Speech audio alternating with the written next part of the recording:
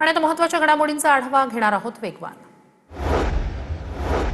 Mumbai metro 3 भुयारी मार्गिकेत mobile नेटवर्कचा प्रश्न लवकरच सुटणार। प्रवाशांना अखंड कनेक्टिव्हिटी देण्यासाठी दूरसंचार कंपन्यांना आयबीएस प्रणाली उभारण्याचे अधिकार।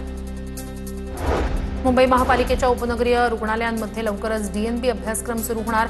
बोरिवलीतील भगवती आणि मुलुंडच्या एमटी अग्रवाल रुग्णालयात यासाठी शिक्षक भरती प्रक्रिया सुरू। रुग्णालयांचा दर्जा सुधारण्यास मदत होणार। मुंबईत यावर्षी 100 ठिकाणी पाणी तुंबणार। पालिकेचा दावा, पाणी तुंबण्याचा धोका असलेल्या 497 ठिकाणांपैकी 403 ठिकाणी पाण्याच्या निचऱ्यासाठी उपाययोजना। दरम्यान तुंबणाऱ्या 130 नव्या ठिकाणांची भर।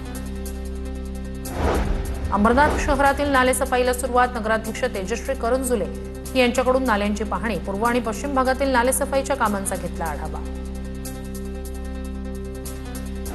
मान्सूनपूर्व तडाख्यात उत्तर पुण्याला फटका। आंबेगाव तालुक्यातील लाखणगाव परिसरात केळीच्या बागा अक्षरशः आडव्या।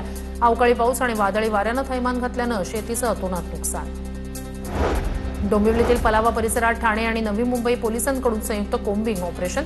मोस्ट वॉन्टेड नायजेरियन ड्रग्ज तस्कराला अटक। कारवाईत 24 विदेशी नागरिकांना घेतलं ताब्यात। पासपोर्ट व्हिसा तपासणी सुरू। पालघर अग्निशमन दलात 2 अत्याधुनिक आपत्कालीन वाहनं दाखल। अरुंद रस्ते आणि झोपडपट्टी भागातील आगींवर आता जलद नियंत्रण मिळवणं शक्य होणार।